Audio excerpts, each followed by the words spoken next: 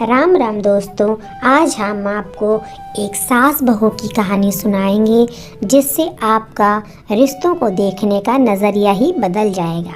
उससे पहले आप मेरे चैनल पर नए हैं तो चैनल को सब्सक्राइब कर लें। तो चलिए स्टार्ट करते हैं। ये कहानी राधा नाम की एक बहू और शीला नाम की एक सास की है। सुबह सुबह शीला चिल्ला रही है, अरे कहाँ मर गई है, कहाँ मर गई है। सुबह से एक कप चाय भी नहीं दी है, ये सुबह सुबह कहाँ गायब हो गई है। ऐसे ज़ोर ज़ोर से शीला चिल्ला रही है। तभी मोहन उसका बेटा बोलता है, क्या हुआ माँ? अरे क्या हुआ क्या? वो महारानी कहाँ गई है सुबह सुबह से? कौन महारानी? राधा? हाँ हाँ, वही तुम्हारी बीवी राधा रानी। अरे माँ, वो पड़ोस में गई है, आप सो रही थी ना तो मुझे बता कर गई है, आती ही होगी थोड़ी देर में। मेरे सिर में इतना दर्द हो रहा है और महारानी घूमने गई है पड़ोस में सुबह सुबह। अरे माँ, आप आओ ना, आपको गरम गरम चाय पिलाता हूँ। हाँ हाँ बीवी का, तुम ही पी लो। और इतना कहकर शीला मुंह बनाकर अपने कमरे में चली जाती है। तभी वहाँ पर राधा आती है और कहती है, क्या हुआ? मोहन बोला, माँ बहुत गुस्से में है और वो बड़बड़ा रही है। राधा ने कहा, कोई बात नहीं, मैं माँ के लिए उनकी पसंद का नाश्ता और चाय बना कर लेकर जाती हूँ, माँ खुश हो जाएगी। मोहन बोला, देख लो भाई। राधा ने कहा, कोई बात नहीं। ये कहकर मोहन अपने काम पर चला जाता है। राधा चाय बनाती है और माँ के लिए गरम गरम पकौड़े तलती है। उनका नाश्ता लेकर वो रूम में जाती है। गरम गरम पकौड़ों की खुशबू से शीला उठकर बैठ जाती है। राधा कहती है, माँ जी, माँ जी।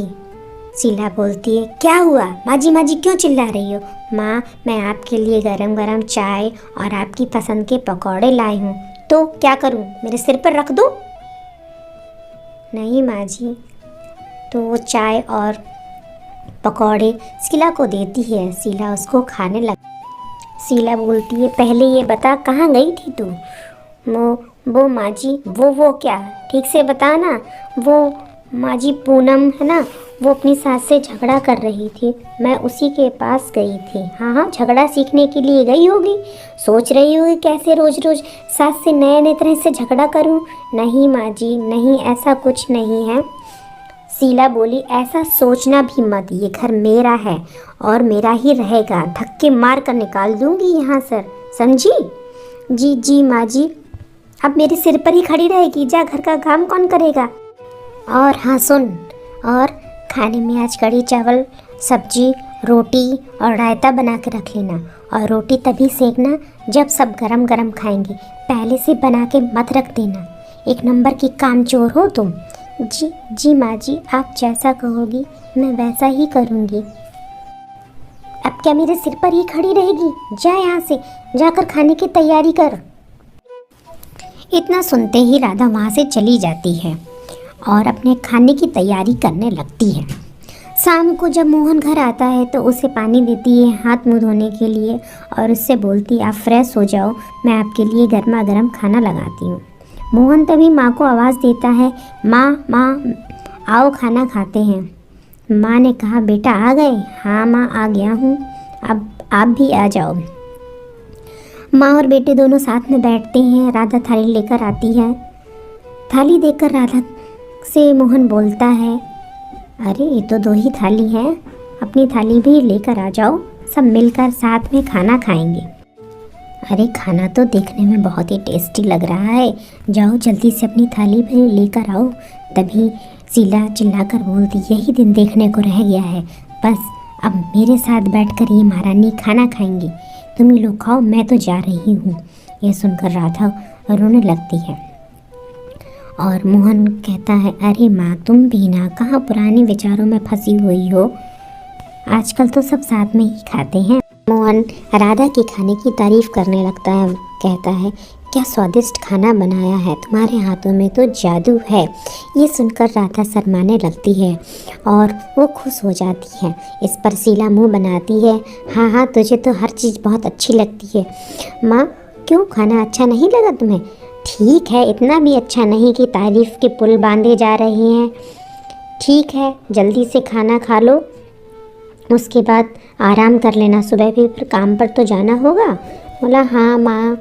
सब लोग खाना खाते हैं और शीला खाना खाकर अपने रूम की तरफ जब जाने लगती है तब राधा से कहती है, जल्दी से सारा काम निपटा कर मेरे पैर दबाने के लिए आ जाना, आज मेरे पैरों में बहुत दर्द हो रहा है, थोड़ा सा घी ले आना और मेरे पैरों की मालिश कर देना। यह सुनकर राधा कहती है, जी माँ जी, अभी आती हूँ। मोहन कमरे में चला जाता है और राधा अपना सारा काम निपटा कर शीला के पैर दबाने के लिए रूम में आती है और उसके पैर दबाती है। माँ के पैरों की अच्छे से मालिश करती है और उसके सो जाने के बाद वह रूम में जाती है। देखती है कि लाइट बंद है और मोहन सो गया है। राधा सोचती है आज बहुत लेट हो गई हूँ, पर अचानक ही मोहन की आँख खुल जाती है और मोहन कहता है, अरे मैं तो तुम्हारा कब से इंतज़ार कर रहा था, तुमने तो बहुत देर कर दी। चलो कोई नहीं, चलो फटाक से अपनी आंखें बंद करो, मैं तुम्हारे लिए कुछ लाया हूँ। राधा शर्माने लगती है और बोलती है, आप भी ना। मोहन कहता है, फटाफट अपनी आंखें बंद करो, बहाना नहीं बनाओ। जैसे ही राधा अपनी आंखें बंद करती है, मोहन उसके हाथ में कुछ रख देता है। राधा आँख खोलती है, देखती है और कहती है, कितनी सुंदर साड़ी है, वाह। मोहन कहता है, तुम्हें पसंद आई? बोले हाँ, मुझे तो बहुत अच्छी लगी है। मोहन कहता है, इसीलिए तो लाया हूँ, अब तुम कल इसे ही पहनना। उसने कहा कि नहीं, मैं साड़ी नहीं पहनूंगी। उसने कहा क्यों? ये तो माँ के लिए अच्छी लगेगी, माँ को ना लाल कलर बहुत पसंद है। इस पर मोहन कहने लगा, मैं उनको दूसरी साड़ी ला कर दूँगा, तुम यही पहनना। ये बातें सब शीला चुपचाप सुन रही थी। उसने कहा, देखो कितनी एक्टिंग कर रही है, मेरे बेटे से मीठी मीठी बातें कर कर ऐसे जताने की कोशिश कर रही है जैसे वो मेरा कितना ख्याल रखती है। तभी मेरा बेटा उसके माया जाल में फंस चुका है। फिर वहाँ से चली जाती है। मोहन कहता है, अरे भाई ठीक है, जैसी तुम्हारी मर्जी, चलो ये तुम माँ को दे देना, मैं तुम्हारे लिए एक नई साड़ी ला दूँगा। राधा खुश हो जाती है और दोनों सो जाते हैं। सुबह सुबह मोहन राधा को आवाज़ देता है, राधा कहाँ हो राधा? अरे मेरी प्यारी राधा रानी कहाँ हो? राधा कहती है, जी मैं अभी आई, मैं आपके लिए गरम गरम चाय और नाश्ता बना रही हूँ। मोहन कहता, अरे वो सब ठीक है, इधर आओ, तुम्हें एक खुशखबरी देनी है। क्या हुआ? उसने कहा, राधा देखो आज दीदी आ रही हैं। राधा तो बहुत खुश हो जाती है, बोलती, क्या दीदी आ रही है? तो बहुत अच्छी बात है, अरे माँ जी को ये बताऊंगी तो वो कितनी खुश हो जाएंगी। मोहन ने कहा, वो मुझे नहीं पता, हाँ, पर मैं तो चला ऑफिस, अगर तुम्हें कुछ सामान की ज़रूरत है तो मुझे कॉल कर कर बता देना। राधा ने कहा, ठीक है, मैं कॉल कर दूंगी, मैं जा रही हूँ माँ के पास में उनको बताने की दीदी आ रही हैं। इतना कहते हुए राधा खुशी के मारे दौड़ती हुई सासू माँ के कमरे की तरफ भागती है। वहाँ जाकर वो ज़ोर ज़ोर से कहने लगती है, माँ जी दरवाज़ा खोलिए, माँ जी। क्या हुआ है, क्यों चिल्ला रही है? पागल कहेंगी, सुबह सुबह मेरा दिमाग ख़राब करने चली आई है। अरे नहीं माँ, मैं आपको एक खुशखबरी देने आई हूँ।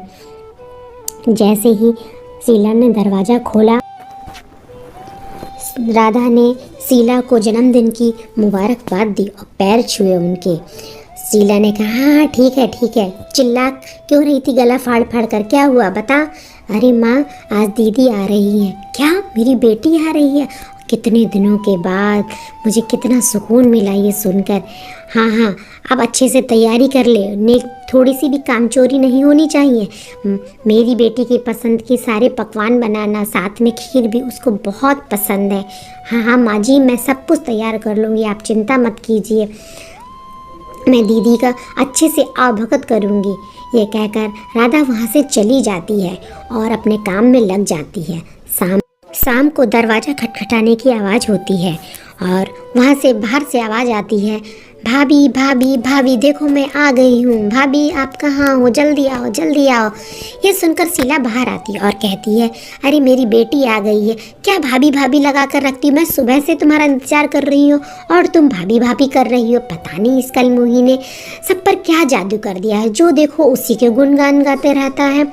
तब मीरा कहने लगी, माँ आप भी ना भाभी को कुछ भी बोलती हो, भाभी बहुत अच्छी हैं, वो कितनी प्यारी हैं, आपका कितना ख्याल रखती हैं। तब शीला जोर से आवाज़ देती है, कहाँ मर गई है, देख मेरी बेटी आई है, कब से बैठी हुई, उसे कुछ चाय पानी दे, पता नहीं कहाँ चली गई है, क्या कर रही है। तभी राधा आती है और वो मीरा को देखकर उसके पैर छूती है। तब मीरा कहती है, भाभी आप पैर मत छुआ करो, आप तो गले लगो, आप कितनी अच्छी हो, कितना ख्याल रखती हो हम सबका। इस पर शीला कहती है, हाँ हाँ बहुत ख्याल रखती है, वो तो मुझे ही पता है। राधा कहती है, दीदी मैं आपके लिए गर्मा गर्म चाय और अभी कचौड़ी लेकर आ रही हूँ, आप बैठिए। शीला बोलती, हाँ जल्दी लेकर आओ जाके। राधा जाती है और उनके लिए गरम गरम नाश्ता लेकर आती है। इस पर मीरा कहती है, भाभी आप कितना अच्छा खाना बनाती हो, कितनी अच्छी खुशबू आ रही है। इस पर शीला कहती है, हाँ हाँ खुशबू ही लेती रहना, खाना मत, सब ठंडा कर लो। इस पर मीरा खाती है और कहती है, भाभी वाकई आपके हाथ में जादू है, आप बहुत अच्छा खाना बनाती हो। इस तरह सब ने मिलके चाय नाश्ता किया और शाम की तैयारी में लग गए। शाम को पूरा घर राधा ने अपने हाथों से सजाया था और सबके लिए अच्छा सा खाना भी पकाया। सारे मेहमान आ गए थे और सारे लोग राधा की तारीफ़ कर रहे थे। शीला के पास जाकर बोल रहे थे, तुम बहुत भाग्यशाली हो जो तुम्हें इतनी अच्छी बहू मिली है, जो तुम्हें कितना मान सम्मान देती है, तुम्हारी हर बात मानती है, तुम तो बहुत ही किस्मत वाली हो। ये सुनकर शीला मन ही मन इतरा रही थी, बात तो सही है। फिर केक काटने का टाइम आ गया। मोहन बोले, माँ कहाँ हो, देखो मैं कितना सुंदर केक लेकर आया हूँ। शीला बहुत खुश हो जाती है और कहती है, अरे मोहन बेटा क्यों लाई हो, अब मैं इस बुढ़ापे में क्या केक काटूंगी। कहने लगी, माँ आप इतनी भी बूढ़ी नहीं हो, अरे चलो केक काटते हैं। मीरा और मोहन ने मिलकर शीला के साथ केक काटा। उसके बाद सब ने अपना अपना गिफ्ट दिया। मोहन ने माँ को साड़ी दी, जिसे देखकर शीला बहुत खुश हो गई। मीरा ने भी गिफ्ट दिया और माँ के पैर छुए। फिर राधा का नंबर आया। मोहन बोला, राधा तुम अपनी माँ को क्या दे रही हो। तभी अचानक लाइट चली जाती है। फिर गाना बजने लगता है। राधा गाना गाती है, 100 साल जियो हमारी सासू जी, 100 साल जियो हमारी सासू जी, माँ ने हमको जन्म दिया है, तुमने प्यारा पिया है दिया। 100 साल जियो हमारी सासू जी, 100 साल जियो हमारी सासू जी, सासू जी मेरी सासू जी, सासू जी मेरी सासू जी। सब लोग तालियां बजाते हैं और डांस खत्म हो जाता है। मीरा जाकर माँ के जैसे ही पैर छूती है, शीला बेहोश होके नीचे गिर जाती है। मीरा मोहन को आवाज़ देती है, भाई भाई देखो माँ को क्या हो गया, जल्दी आओ जल्दी आओ। तभी मोहन आता है और माँ को गोद में उठाकर हॉस्पिटल ले जाता है। इधर पर राधा बहुत परेशान हो रही होती है, कोई खबर नहीं आती है। लास्ट में वो मोहन को फ़ोन करके पूछती है, क्या हुआ, माँ की तबीयत कैसी है। मोहन कहता है, अभी तो डॉक्टर ने कुछ नहीं कहा है, देखो थोड़ी देर में तुम्हें फ़ोन करके बताता हूँ। राधा भगवान के सामने अपना माथा रखकर रोने लगती है और बोलती है, आप मेरे साथ ऐसा क्यों कर रहे हो, बचपन में ही आपने मेरी माँ छीन ली, जैसे तैसे मुझे एक अच्छी माँ मिली और उसके प्यार से भी आप वंचित करना चाहते हो, ऐसा क्यों कर रहे हो। अगर आपने मेरी माँ को कुछ भी किया तो मैं अपनी जान दे दूँगी। जब तक मेरी माँ ठीक नहीं हो जाएगी तब तक मैं कुछ भी खाऊँगी और ना ही कुछ पीऊँगी। ये सब पीछे मीरा सुन रही थी और वो राधा के पास आकर बोली, भाभी माँ ठीक है, कुछ दिनों बाद वो घर वापस आ जाएगी। कुछ दिनों के बाद शीला हॉस्पिटल से घर की तरफ आती है और घर जैसे ही दरवाजे पर पहुंचती है, राधा थाली लेकर उसका इंतज़ार कर रही होती है। वह अपनी माँ की आरती उतारती है और घर में प्रवेश कराती है। शीला कुछ भी रिएक्ट नहीं करती है और अपने कमरे में चली जाती है। मीरा अपनी माँ से कहती है, माँ आप आराम करो, अब मैं भाभी के पास जा रही हूँ, उन्हें भी थोड़े काम में मदद हो जाएगी, अभी मैं आती हूँ। शीला इस पर कुछ बोलती नहीं और चुपचाप लेट जाती है। धीरे धीरे 1-2 दिन बीत जाता है। एक दिन मीरा देखती है राधा कोई भारी सामान उठा रही होती है, तो वो भाभी को डांटने लगती है। भाभी, कितने बार आपको मना किया है कि आप भारी सामान नहीं उठाएंगे, आप अपना कोई भी ख्याल नहीं रखती हैं, ऐसे कैसे चलेगा, आपको मना किया है ना। आज से आप कोई भी काम नहीं करेंगी, सारा काम मैं करूँगी, खाना भी मैं ही बनाऊँगी, घर का सारा काम मैं करूँगी। इस पर शीला चिल्लाने लगती है, हाँ तुम क्या नौकरानी हो इस घर की? वो महारानी घर में बैठेगी, आराम करेगी और तुम काम करोगी, मेरी बेटी काम करेगी। यह सुनकर राधा को बुरा लगता है। वो बोलती, नहीं माँ जी, मैंने तो ऐसा कुछ नहीं कहा है। मीरा कहती है, भाभी क्या कुछ बोल रही है, मैं ही कह रही हूँ, मैं ही कुछ काम करूँगी, तुम्हें माँ अभी तुम्हें कुछ पता नहीं है। इस पर शीला कहती है, हाँ मैं सब जानती हूँ, ये एक जादूगरनी है, इसने सारे लोगों को अपने अंडर में कर रखा है, मेरी तो इस घर में कोई नहीं सुनता है। पता नहीं ये कलमुही कब मेरे घर से जाएगी, कब मुझे इससे छुटकारा मिलेगा। ये तो चाहती थी कि मैं हॉस्पिटल से ना ही आऊँ, वहीं मर जाऊँ, इससे ये पूरे घर में राज कर सके। इस पर मीरा चिल्लाने लगी, माँ आप बहुत बोलती हो। राधा रोने लगती है। तभी मीरा कहती है, माँ आपको कुछ पता नहीं कि भाभी ने आपके लिए क्या क्या किया है। शीला बोली, क्या क्या किया है? कुछ नहीं किया उसने, वो कुछ नहीं करती है, वो मनहूस है, जब से इस घर में आई है उसने सब कुछ बर्बाद करके रख दिया, देखो मेरी कितनी हालत ख़राब हो गई है। इस पर मीरा कहती है, माँ अब तुम चुप हो जाओ। तब राधा कहती है, दीदी अब कुछ मत बोलो, अब शांत रहो। उसने कहा, नहीं बहुत हो चुका, अब मैं माँ को सब सही सही बात बताऊँगी। माँ तुम जो अभी ये बोल रही हो, जो वहाँ पर बैठी हुई हो, ये सब भाभी की बदौलत है। पता है डॉक्टर ने देखकर तुमको बोला कि तुम्हारी किडनी ख़राब हो चुकी है और अब तुम बच नहीं सकती हो। भाई इधर उधर भागा, कहीं भी किडनी का इंतजाम नहीं हो सका, तो भाभी ने अपनी किडनी दी है, जो तुमने इतना भाभी को इल्ज़ाम लगा रही हो, जिसकी बदौलत तुम अभी अपने बच्चों के बीच में बैठी हो। ये सुनकर शीला दंग सी रह गई, उसके मुंह से आवाज़ ही नहीं निकली, वो रोने लगी। इस पर राधा बोली, माँ आप मत रो, माँ आप मत रो। शीला ने उसे गले से लगा लिया, मुझे माफ़ कर दो बेटी, मुझसे गलती हो गई, मैंने तुम्हें नहीं समझ पाई हूँ। इस पर राधा कहने लगी, अरे माँ कभी गलत होती ही नहीं है, वो तो गुस्सा हो जाती है कभी कभी, पर उसका दिल बहुत अच्छा होता है।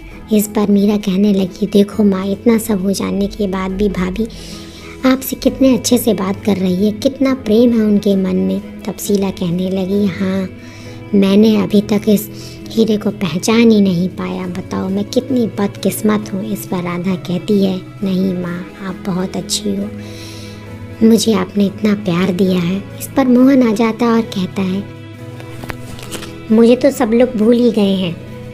तब उसकी माँ उससे कहती है, आओ मेरे बेटा, आज मेरे पास 2 बेटियाँ और एक बेटा है, जो मैं इससे कितना प्यार करते हैं, मेरा कितना ख्याल रखते हैं।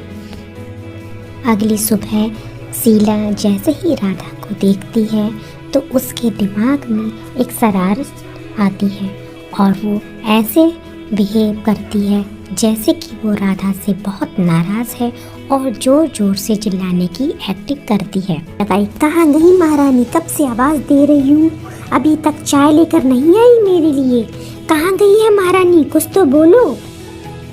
तब राधा कहने लगी, जी माँ जी अभी आती हूँ। इस पर शीला ज़ोर ज़ोर से हंसने लगी, अरे मेरी बेटी मैं तो मजाक कर रही हूँ, अब मैं वो वाली सास नहीं हूँ, अब मैं तुम्हारी माँ बन गई हूँ। इस पर राधा और शीला एक दूसरे से गले लगा लेते हैं। माँ अपनी बेटी का माथा चूमती है और कहती है, मेरी बेटी दुनिया की सबसे अच्छी बेटी है। और इस तरह से दोनों लोग मिलकर साथ में चाय पीते हैं और गप्पे मारते हैं। यहीं पे हमारी कहानी ख़त्म होती है। दोस्तों, एक बात यहाँ पर समझनी होगी, घर की खुशियाँ दोनों लोगों से होती हैं। दोनों लोगों के बिना घर अधूरा होता है। अगर बहू कुछ गलती करती है तो सास को उसे समझाना, ना कि पड़ोस मर जाकर सबको उसकी चुगली करनी चाहिए। ठीक उसी तरह बहू को भी अपनी माँ समझना चाहिए सास को, और सास की सेवा करनी चाहिए। अगर कुछ उसे नहीं अच्छा लग रहा है या कुछ समझ में नहीं आ रहा है तो अपनी सास माँ से पूछ सकती है या उसे कह सकती है। इसी तालमेल के साथ ये रिश्ता आगे बढ़ सकता है। अगर दोनों तरफ से झुकाव होता है तो ये रिश्ता बड़ी खूबसूरती से निभाया जा सकता है। आप लोगों की क्या राय है, कमेंट में हमें ज़रूर बताइए। मेरी कहानी अगर आपको अच्छी लगी हो तो लाइक, शेयर और कमेंट करना ना भूलें। ऐसी ही अच्छी और इंटरेस्टिंग स्टोरी सुनने के लिए मेरे चैनल को सब्सक्राइब करें। Thank you. ऐसी कहानी सुनाएंगे जिससे आपका रिश्तों को देखने का नज़रिया ही बदल जाएगा। इससे पहले अगर आप चैनल पर नए हैं तो मेरे चैनल को सब्सक्राइब कर लें। तो चलिए स्टार्ट करते हैं। बहुत समय पहले की बात है। एक गांव में हरिया नाम का एक मज़दूर रहता था। उसका छोटा सा परिवार था। उसमें उसकी बीवी शकुंतला, बेटा राजू और बेटी मोनी। खुशहाल परिवार था। हरिया की बीवी बहुत ही संस्कारी और मेहनती थी। वो अपने पति और बच्चों को बहुत प्यार करती थी। जब भी हरिया शाम को काम से वापस आता, सब मिल बांटकर हंसी खुशी खाते और मस्ती करते। और हरिया गाना गाता, तेरा साथ है तो मुझे क्या कमी है, अंधेरों से भी मिल रही रोशनी है। तेरा साथ है तो मुझे क्या कमी है। ये गाना सुनकर शकुंतला शर्मा जाती है और सभी हंसने लगते हैं। इस प्रकार से ये शाम उनकी बीत जाती है। एक नया सवेरा होता है। अगली सुबह हरिया जब काम पर जाता है तो शाम तक वापस नहीं आता है। शकुंतला को बहुत चिंता होने लगती है। फिर अपने बेटे से कहती है, बेटा तुम्हारे पिताजी अभी तक नहीं आए, ज़रा जाकर तो देखो। वो शकुंतला बहुत उदास थी। तभी गांव वालों ने खबर दी कि हरिया जिस फैक्ट्री में काम कर रहा था वहां पर आग लग गई है और सारे मजदूर मारे गए। ये सुनकर मानो शकुंतला पर तो दुखों का पहाड़ टूट पड़ा हो और वो वहीं पर बेहोश हो जाती है। सब लोग उसको उठाने की कोशिश करते हैं, परंतु शकुंतला ने तो अपने प्राण ही छोड़ दिए थे। यह खबर सुनकर बच्चों पर तो मानो दुखों का पहाड़ टूट पड़ता है। दोनों ही रोने लगते हैं आपस में गले मिलकर। राजू उसको समझाता है, तुम चिंता मत करो बहन, मैं तुम्हारा हमेशा ख्याल रखूँगा। जो सो हुआ, मैं मेहनत करूँगा और तुम्हारे लिए हर चीज़ लाकर दूंगा तुमको। ऐसा कहकर दोनों रोने लगते हैं और समय बीतता है। दोनों ही बड़े हो जाते हैं। राजू ने आज सब कुछ कमा लिया था। उसके पास किसी भी चीज़ की कमी नहीं थी। मोनी अब बड़ी हो चुकी थी। गांव वाले ने कहा, राजू तुम्हारी बहन बड़ी हो गई है, अब तुम उसकी शादी करा दो। राजू ने कहा, ठीक है, वह अपनी बहन से बात करेगा। वह शाम को मोनी के पास गया और बोला, बहन मैंने तुम्हारे लिए एक रिश्ता देखा है। मोनी कहने लगी, मैं शादी नहीं करूँगी। राजू बोला, क्यों नहीं करोगी? अगर मैं शादी कर लूँगी भाई तो तुम अकेले पड़ जाओगे और तुम्हारा ख्याल कौन रखेगा, और ज़रूरी तो नहीं है कि शादी ही की जाए। तो राजू कहने लगा, अरे पगली, ये तो समाज का नियम है, शादी करके तो लड़कियों को अपने ससुराल जाना ही होता है। यह सुनकर मोनी रोने लगती है। तो राजू उसे समझाता है, अरे पगली, मैंने पास के गांव में ही तेरी शादी पक्की की है, कहीं दूर तो नहीं भेज रहा हूँ तुझे, और जब चाहे मैं तुझसे मिलने आ सकता हूँ। यह सुनकर मोनी बोली, भाई मैं एक ही शर्त पर शादी करूँगी। तो राजू बोला, क्या? पहले आप शादी कर लो। यह सुनकर राजू ने हामी भर दी। उसने कहा, ठीक है बहन, जैसा तुम चाहो। कुछ समय के बाद राजू की शादी मीरा नाम की एक सुंदर लड़की से हो गई, जिसे देखकर मोनी बहुत खुश हुई और और उसने कहा, भाभी आप बहुत सुंदर हो। ये सुनकर मीरा शर्माने लगी और सब लोग हंसने लगे। धीरे धीरे मोनी की शादी का भी वक्त आ गया। चारों तरफ खुशियों का माहौल था और सभी लोग गाने बजाने में व्यस्त थे। तभी एक गाना बजता है जिससे सारा माहौल एकदम गमगीन हो जाता है। ये गलियां ये चौबारा, यहाँ आना ना दोबारा, कि हम तो गए परदेसी, कि तेरा यहाँ कोई नहीं, कि तेरा यहाँ कोई नहीं। कल भी सूरज निकलेगा, कल भी पंछी गाएंगे, सब तुझको सुनाई देंगे, पर हम न नजर आएंगे, पर हम न नजर आएंगे। इतना कहते ही राजू और मोनी एक दूसरे को गले लगा लेते हैं और जोर जोर से रोने लगते हैं। इस प्रकार से मोनी की शादी की सारी रस्में संपन्न हो गईं और उसकी विदाई का टाइम आ गया। भाई और बहन ने भारी मन से एक दूसरे को अलविदा किया और मोनी के जाने के बाद राजू बहुत ही अकेला हो गया। मीरा बहुत खुश थी कि वो जो चाहती थी वही हो गया। समय बीता।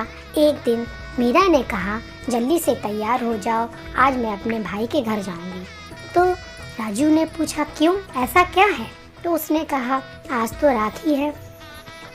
इस पर राजू बोला, अरे मेरी बहन के पास भी तो मुझे जाना है। तो मीरा ने मुंह बनाया और वो कहने लगी, मैं ना जाऊं, तुम चले जाओ। तो राजू कहने लगा, तुम नौकरों के साथ चली जाना गाड़ी से। तभी अचानक दरवाजे पर खटखट होती है। भाई भाई कहकर मोनी की आवाज़ आती है और राजू दौड़ता हुआ दरवाज़ा खोलता है और एक दूसरे को देखकर दोनों भाई बहन गले लगा लेते हैं। मोनी कहती है, भाई देखो मैं आ गई। हाँ, उसने कहा, हाँ बहन तुम आ गई हो। इस पर जो मीरा होती है वो मुंह बनाती और बोलती, हाँ आ गई, अब मैं कैसे जाऊंगी। तभी राजू कुछ बोलने वाला होता है। मोनी उसको शांत करा देती है और बोलती, भाई आज नहीं है। इस प्रकार से उस कार्यक्रम शुरू होता है और मोनी भाई से कहती है, भाई मैं कितनी सुंदर राखी लेकर आई हूँ तेरे लिए। राजू कहता, हाँ बहन वाकई बहुत ही सुंदर राखी है।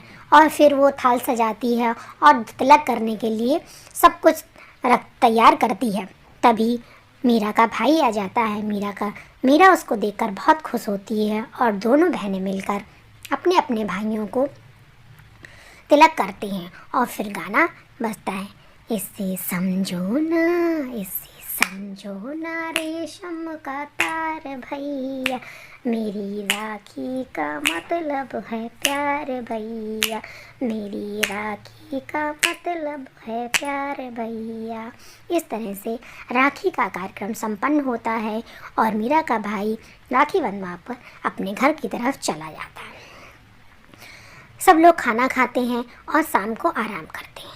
इसके बाद सुबह मोनी बोलती है, भाई अब मुझे जाना होगा। राजू बोलता है, आई हो तो रुक लो। उसने कहा, नहीं भाई मुझे जाना पड़ेगा। इस तरह से वो उसकी बहन की विदा करता है और जो भी कुछ होता है उसके पास में सब वो गाड़ी में रखवा देता है। इससे मीरा बोलती है, अरे सब कुछ दे दो, ये क्यों छोड़ दिया। राजू कुछ बोलता नहीं है और मीरा भी मुंह बनाकर अंदर की तरफ चली जाती है। इधर बहन की विदा करके राजू घर के अंदर आता है और बोलता है, तुम हमेशा मेरी बहन को कुछ ना कुछ बोलती रहती हो, पर वो कुछ नहीं बोलती है, ये उसकी अच्छाई है। मीरा बोलती है, हाँ हाँ इतना सब ले जा रही है तो क्यों बोलेगी। राजू उसको समझाता है कि तुम्हें नहीं पता है कि मोनी के कारण ही इतना सब कुछ है, तुम उसे अभी समझ नहीं पा रही हो। उसके चरणों की बदौलत ही, शुभ कदमों की वजह से ही ये सब कुछ मिला है। इस पर मोनी मुंह बनाकर अंदर चली जाती है। राजू कहता है, एक दिन तुम समझोगी ये सब। समय बीतता है, राजू अपने काम धंधे में लग जाता है और एक दिन वो रात में सो रहा होता है। तभी अचानक उसकी नींद खुल जाती है और वो बोलता है मीरा से कि मीरा देखो मेरी बहन मुझे याद कर रही है और वो रो रही है, मुझे उसके पास जाना होगा। इस पर मीरा कुछ बोलती नहीं है और राजू तैयार होता है और अपनी बहन की घर की तरफ चल देता है। रास्ते में उसे अजीब सा महसूस हो रहा था। फिर भी वो पहुंचा वहाँ पर और गांव वाले से पूछा कि यहाँ पर जो लोग रहते थे वो कहाँ गए। तो उन्होंने कहा कुछ समय पहले एक घटना घटी जिसमें जो बहू थी उसका पति मर गया, तो घर वालों ने उसको घर से निकाल दिया और दूसरे गांव में वो लोग शिफ्ट हो गए। इस पर राजू बहुत दुखी हो गया। वो अपनी बहन को पागलों की तरह इधर उधर ढूंढने लगा। जब वो उसकी बहन नहीं मिली तो वो बेहोश होकर वहीं पे गिर गया। गांव वाले ने उसकी मदद की और उसे उसके घर पहुंचाया। मीरा उसकी ये हालत देखकर ज़ोर ज़ोर से रोने लगी और कहने लगी, ये क्या हो गया तुमको, ये क्या हो गया, तुम उठो उठो। ऐसे करके वो ज़ोर ज़ोर से रोने लगी, परंतु राजू ने कोई जवाब नहीं दिया। डॉक्टर को बुलाया गया, सब चेक हुआ पर कुछ फ़ायदा नहीं हुआ। धीरे धीरे मीरा की सारी संपत्ति ख़त्म होने लगी क्योंकि राजू बीमार था और वो कुछ कर नहीं रहा था। कुछ समय के बाद उसकी हालत और ख़राब होने लगी। आस पड़ोस वालों ने बोला कि इसके पास के गांव में ले जाओ, वहाँ पर एक अच्छा डॉक्टर आता है, वही इसकी सही कर सकता है। यह सुनकर मीरा ने उसको गाड़ी में बिठाया और दूसरे गांव की तरफ चल दी। पहुंचते पहुंचते रात हो गई थी। वहां पहुंचकर पता चला कि आज कोई डॉक्टर नहीं आ रहा है। वो डॉक्टर तो दवा लेने के लिए शहर गए हुए हैं। यह सुनकर वो बहुत दुखी हो गई। अब क्या करेगी? तो किसी ने बताया कि यहाँ पास में एक मंदिर है, तुम वहाँ पर चली जाओ, वहाँ पर आराम भी करना, वहाँ कुछ खाने को भी मिल जाएगा, उसके बाद सुबह तुम डॉक्टर को दिखा देना। ये सुनकर मीरा को थोड़ा सा आराम हुआ और वो राजू को लेकर मंदिर की तरफ चल दी। वहाँ पर जाकर उसने राजू को लिटा दिया और बोली कि मैं अभी आती हूँ, आपके लिए पानी ले आऊँ। ये कहकर वो चली गई। थोड़ी ही देर में वहाँ पर एक लड़की आती है जो अपना मुंह ढके हुए होती है।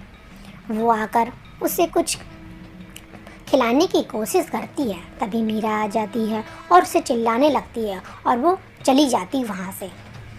तभी राजू को होश आता है और वो बोलता है, बहन बहन मोनी, मेरी बहन, कहाँ हो तुम, कहाँ हो तुम, मुझे छोड़कर क्यों चली गई। तभी मीरा को थोड़ा सा अजीब सा लगता है। वो सोच रही थी कि कुछ तो हुआ है यहाँ पर। थोड़ी देर में उसके मन में ख्याल आता है। वो बोलती है राजू से कि मैं अभी 2 मिनट में आती हूँ। ये कहकर वो वहाँ से चली जाती है और पास के खम्भे के पीछे छिप जाती है। तभी वही लड़की वो दोबारा आती है वहाँ पर और उसको अपने हाथ से प्रसाद खिलाने लगती है। तभी मीरा आ जाती है और उसे पकड़ लेती है। कौन हो तुम, कौन हो तुम? वो डर जाती है। तभी उसकी वो साल हटाती है और उसका मुंह देख लेती है। मीरा ज़ोर से रोने लगती है और उससे माफ़ी मांगने लगती है कि तुम मुझे माफ़ कर दो मोनी, तुम मुझे माफ़ कर दो, मुझसे गलती हो गई है। देखो तुम्हारे जाने के बाद तुम्हारी भाई की क्या हालत हो गई है। तभी राजू की आंखों से आंसू गिरने लगते हैं और वो बहन बहन कर कर उसे गले से लगा लेता है। अब मोनी भी रोने लगती है, तीनों मिलकर रोते हैं, फिर शांत हो जाते हैं। इसके बाद मोनी कहती है, भाई तुमने ये अपनी क्या हालत बना रखी है। तब राजू कहता है, तुम मुझे छोड़कर क्यों चली गई थी, इतना कुछ हो गया, तुमने कुछ बताया भी नहीं। तो मोनी कहने लगी, किस मुंह से भाई मैं तुम्हारे पास आती, मैं तो मनहूस हूँ, जहाँ भी गई वहाँ पर कुछ ना कुछ गड़बड़ ही हो गया। इस पर मीरा उसे डांटती है, बोलती है, आज के बाद ये शब्द कभी मत बोलना, तुम मेरी बेटी हो। ये कहकर सब गले से एक दूसरे को लगा लेते हैं और इस तरह से रात बीतती है और सुबह वो डॉक्टर के पास उसको लेकर जाते हैं। डॉक्टर उसको देखकर बोलता है, राजू तो अब ठीक हो गया है। इस पर मीरा कहती है, हाँ उसकी बहन जो आ गई है, अब सब कुछ डॉक्टर ठीक हो जाएगा।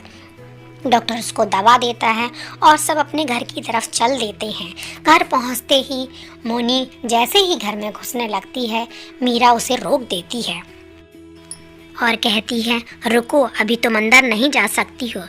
इस पर राजू और मोनी का तो चेहरा ही उतर जाता है, उन्हें कुछ समझ में नहीं आता है। तभी हंसती हुई मीरा अंदर से आती है, हाथ में उसके थाली होती है आरती की। उसे देखकर राजू के चेहरे पर मुस्कान आ जाती है। वो कहती है कि मैं अपनी बेटी को घर के अंदर आरती लेकर ही आने दूंगी। उसके शुभ कदमों को इस घर में पड़ने से सब कुछ अच्छा होने लगता है। यह सुनकर मोनी की आंखों में आंसू आ जाते हैं और इसी प्रकार मीरा उसकी आरती उतारती है और उसे अंदर लेकर आती है। चारों तरफ खुशी का माहौल हो जाता है। अब मीरा समझ चुकी थी कि राजू जो कह रहा था वो सब सही है, उसकी बहन से ही सारी खुशियाँ होती हैं। इस प्रकार से उसे अंदर लेकर आती है और उसका आभगत करती है और बोलती है, आज के बाद तुम मेरी बेटी हो और मेरे साथ ही घर पर रहोगी, कभी भी जाने की बात मत करना।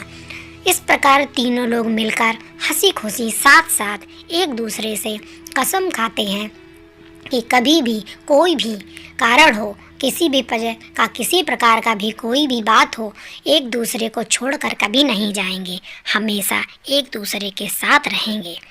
इस प्रकार मोनी अपने भाई को गले लगा लेती है और तभी बैकग्राउंड में एक गाना बजता है जिसको सुनकर सभी खुश हो जाते हैं। 1000 में मेरी बहना है, सारी उम्र हमें संग रहना है, ला ला ला ला ला।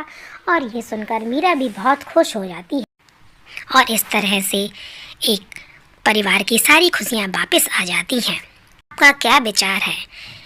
आप अपने कमेंट हमें ज़रूर करें और ऐसी ही अच्छी वीडियो और कहानी सुनने के लिए मेरे चैनल को सब्सक्राइब करना ना भूलें। मेरी भाभी इतनी सुंदर है कि मुझे उनसे जलन होने लगी।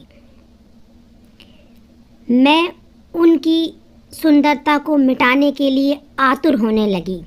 फिर एक दिन वो हुआ जो किसी ननद को अपनी भाभी के साथ नहीं करना चाहिए। इससे पहले कि आप कहानी में खो जाएं, मेरे चैनल को सब्सक्राइब कर लीजिए। चलिए स्टार्ट करते हैं। मेरा नाम है नंदिनी और मेरी भाभी वैशाली। मेरे भाई की शादी को अभी 1 साल ही हुआ है। पूरे घर में मेरी भाभी का राज है। वो अपने व्यवहार से सबका दिल जीत चुकी हैं। मेरे भाई तो उन पर फिदा हैं। मेरे सारे घर वाले उनकी हाँ में हाँ मिलाते हैं। उनका हंसमुख सा व्यवहार सबका दिल जीत लेता है। पहले तो मुझे कोई दिक्कत नहीं होती थी, पर धीरे धीरे मुझे उनसे चिढ़ होने लगी। ये चिढ़न भी ऐसी है कि जो ख़त्म होने का नाम ही नहीं लेती है और धीरे धीरे ये एक जलन में बदल गई। अब मुझे अपनी भाभी से जलन होने लगी। मैं उनकी कोई भी बात नहीं सुनती, फिर भी उन्हें बुरा नहीं लगता। शायद वो मुझे अच्छे से समझ पा रही थी, पर एक दिन ऐसा होता है कि मैं अपनी सीमाओं को क्रॉस कर देती हूँ। मैं अपनी सारी सीमाएं तोड़ देती हूँ। ये दिन था मेरी इंगेजमेंट का। मुझे कुछ लड़के वाले देखने आ रहे थे। मेरी भाभी ने मुझे बहुत अच्छे से तैयार किया। मैं खुश थी, पर भाभी को देखकर मेरा चेहरा हमेशा उतर जाता था, क्योंकि वो तैयार ना होते भी मुझसे सुंदर लग रही थी। जैसे ही लड़के वाले आते हैं, मैं उनके सामने पहुंचती हूं और लड़के वाले मुझे पसंद कर लेते हैं। मैं बहुत खुश थी। मेरी भाभी आती हैं और वो मेरे होने वाले पति राज से कहती हैं, क्या देखा तुमने मेरी ननद में जो तुम्हें इतनी पसंद आ गई? इतनी तो अच्छी उनकी शक्ल सूरत भी नहीं है। वो हंसी और मजाक में कह रही थी, पर मानो मेरे दिल के अंदर छुरियां चल रही हों। और मेरे पति भी मजाक में कह देते हैं कि क्या करूं भाभी, आप जैसी सुंदर लड़की तो मिलने से रही, तो मैं इसी से काम चला लूँगा। इस बात को सुनकर मेरे अंदर हज़ारों वोल्ट का करंट दौड़ गया। मुझे अपनी भाभी से नफ़रत हो गई। जबकि ये छोटी सी बात थी और ये मजाक की बात थी। फिर भी मैंने उसे उल्टा ही ले लिया। अब तो मेरी भाभी से 2 मिनट भी नहीं पड़ती, मैं उन्हें देखते ही अपना मुंह फेर लेती और अंदर चली जाती हूँ। सारा कार्यक्रम अच्छे से संपन्न हो जाता है और मेरी शादी की तारीख 1 महीने के अंदर तय हो गई। मैं समय ढूंढती रहती, कैसे भी मैं अपने भैया के कान भर दूं और भाभी के चेहरे की सारी सुंदरता गायब कर दूं। मैं हर बार कोशिश करती और हर बार हार जाती, पर मैं ये सोच चुकी थी कि मुझे ये करना ही है। एक दिन मुझे मौका भी मिलता है। मेरी भाभी शादी के मामले में मार्केट गई हुई थी और शॉपिंग करते हुए उन्हें लेट हो गया। भैया बार बार फ़ोन करके उनसे पूछते हैं कितनी देर। तो भाभी कहती हैं बस थोड़ी ही देर में मैं आ रही हूँ। भाभी 1 घंटा 2 घंटे तक नहीं आती हैं तो भैया फिर से फ़ोन करते हैं। मैं उनके सामने बैठकर उनके एक्सप्रेशन देख रही थी। जब भाभी उधर से कहती हैं कि थोड़ी देर और, तो भैया कुछ समय फ़ोन काट देते हैं और चुपचाप बैठ जाते हैं। तब मैं भैया से कहती हूँ, भैया भाभी की तो आदत है, कुछ करने जाती हैं और कुछ करने लगती हैं। इस पर भैया कहते हैं मतलब? नहीं कुछ नहीं, और मैं बनावटी एक्टिंग करती हूँ और उधर मुंह कर लेती हूँ, जैसे मैं उनसे कुछ छुपा रही हूँ। इस पर भैया कहते हैं नहीं बताओ क्या हुआ। तभी भाभी आ जाती हैं और भाभी कहती है आज तो बहुत भीड़ थी मार्केट में। तब भैया कहते हैं हाँ तुम्हारे लिए ही तो भीड़ थी, बाकी सब के लिए नहीं। इस पर भाभी कहते हैं इतना मुंह क्यों फुला रहे हो, मैं तुम्हारे लिए गर्मा गर्म चाय बनाती हूँ। पता नहीं मेरा निशाना ठीक जगह पर लग गया था कि नहीं, पर भाई उठकर चले गए। उन्होंने कहा तुम ही पी लो, मैं जा रहा हूँ। भाई के इस व्यवहार से मैं बहुत खुश थी। मैं जो चाहती थी वही हुआ। मैं भाभी की तरफ देख रही थी, भाभी का मुंह उतर गया था। मैं बहुत खुश थी और मैं खुशी से अपने रूम में चली जाती हूँ।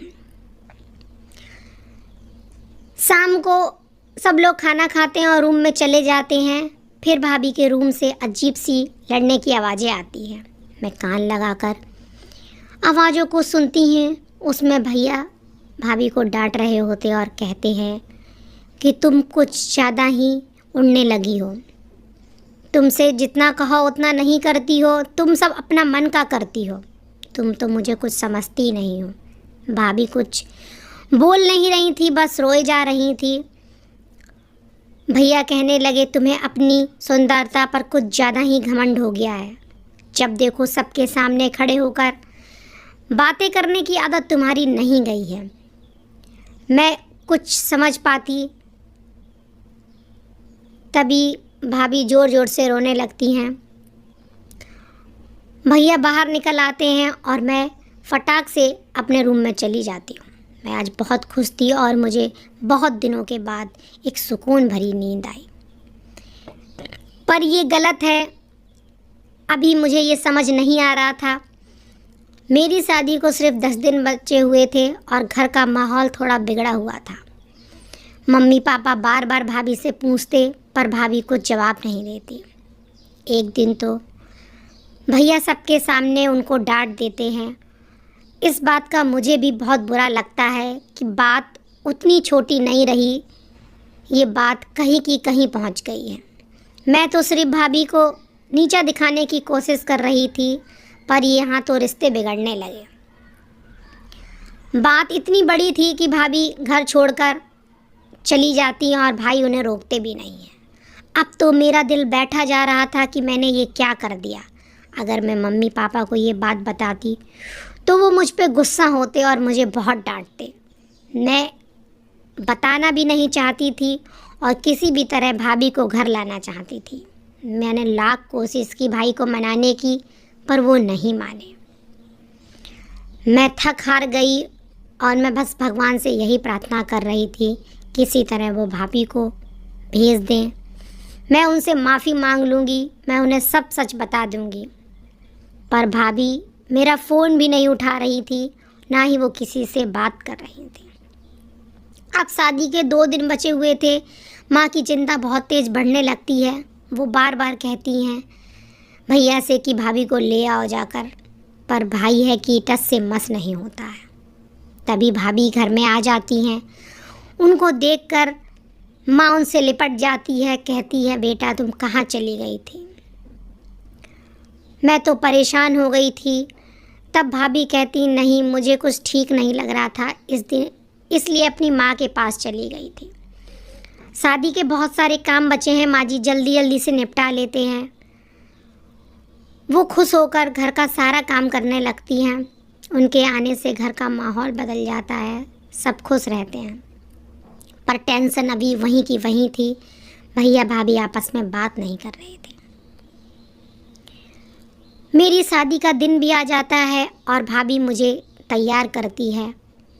मैं आज पला की खूबसूरत लग रही थी, ये भाभी कहती है। मैं भाभी से लिपट कर रोने लगती हूँ और उनसे माफ़ी मांगती हूँ। कहती हूँ भाभी मुझे माफ़ कर दीजिए, ये सब मेरी गलती है। इस पर भाभी कहती हैं नहीं कोई बात नहीं, तुम्हारे भाई को मुझ पर भरोसा नहीं है तो इसमें तुम क्या कर सकती हो। मैं कहती हूँ कि भाभी मुझे आपसे जलन होने लगी थी और मैं बस आपको सबक सिखाना चाहती थी और कुछ नहीं। इस पर भाभी कहती हैं मुझे सब पता है। अब तो मानो मुझे और भी बुरा लग रहा हो कि भाभी सब जानते हुए भी भैया से कुछ नहीं कहीं। वो कहती हैं मैं तुम्हारे भाई को मना लूँगी, तुम चिंता मत करो। पर मेरा दिल नहीं मान रहा था। मैंने भाई को बुलाया और भाई को सारी बात बताई। भाई की आंखों से आंसू गिरने लगते हैं और वो कहते हैं भाभी से कि मुझे माफ़ कर दो, मुझसे गलती हो गई। तो भाभी कहती है बात गलती की नहीं, विश्वास की है। आपको मुझ पर विश्वास ही नहीं रहा तो मैं क्या कर सकती। भाई कहते हैं ऐसी कोई बात नहीं है, मुझे तुम पर पूरा भरोसा है। बस पता नहीं उस दिन मुझे क्या हो गया था। तब इस पर मैं कहती हूँ भैया ये सब मेरी गलती है, मैंने ही आपके कान भरे थे। मैं तो बस सिर्फ भाभी को परेशान करना चाहती थी, उनकी हंसी को थोड़ा गायब करना चाहती थी। इस पर भैया मेरी तरफ आंखें दिखाने लगते हैं। भाभी कहती है कि मेरे होते हुए मेरी ननद को कोई आँख नहीं दिखा सकता है। मेरी ननद मेरी जान है। मैंने ये भाभी की बातें जब सुनी तो मेरे आँखों से आंसू गिरने लगते हैं और मैं उनसे लिपट जाती हूँ।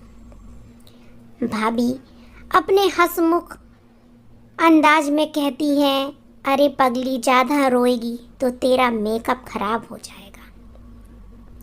और वो मुझे हंसा देती हैं। ऐसी होती हैं भाभियाँ, ये मुझे बाद में समझ में आया। आज मैं किसी की भाभी बनने वाली हूँ। तब भाभी मुझसे कहती है कि यहाँ किया सो किया, अपने घर में ऐसा कुछ मत करना। अब तुम भाभी बनी हो तो तुम्हें पता भी चलेगा। सबके साथ अच्छा व्यवहार करना और हंसमुख रहना ही चाहिए, तभी आप नए घर में अपने आप को एडजस्ट कर सकते हो। मैं उनकी बातों को सीख के रूप में लेती हूँ और अपने पल्लू से बांध लेती हूँ। भाभी कुछ भी हो जाए मैं आपकी तरह ही बनूँगी। और वो उनके गले लग जाती है। तभी भैया कहते हैं बहुत हो गया भाभी से लाड़ प्यार, चलो तुम्हारी बारात आ गई है, आज तुम्हें विदा कर देता हूँ और कभी नहीं बुलाऊँगा।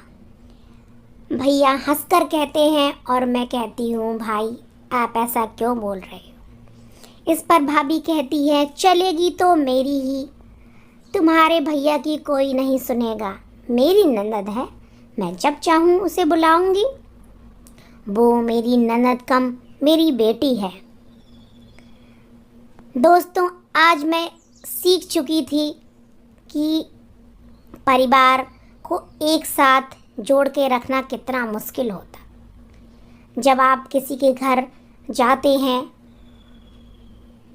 तो उन्हें कैसे बांध कर रखा जा सकता है, एक ये भाभी ही समझ सकती हैं और वही हमें समझा सकती हैं। इसलिए आप अपनी भाभीयों का हमेशा आदर करें, उनकी बातों को सुने और उन्हें समझने की कोशिश करें। मैंने एक छोटी सी बात को कहां से कहां पहुंचा दिया था, आज मुझे उस गलती का एहसास है और मैंने उसके लिए दिल से माफ़ी भी मांग ली। मेरी भाभी मेरी जैसी नहीं है, उन्होंने झगड़ा एक तरफ रख के अपना फ़र्ज निभाया। भगवान ऐसी भाभी सबको दे। दोस्तों ये कहानी यहीं पर समाप्त होती है। आप कमेंट में बताइए कि आपको ये कहानी कैसी लगी। अगर कहानी अच्छी लगी हो तो लाइक और शेयर करना ना भूलें। जल्दी ही मिलते हैं एक नई कहानी के साथ में, नए अंदाज में। तब तक के लिए सबको जय श्री राम।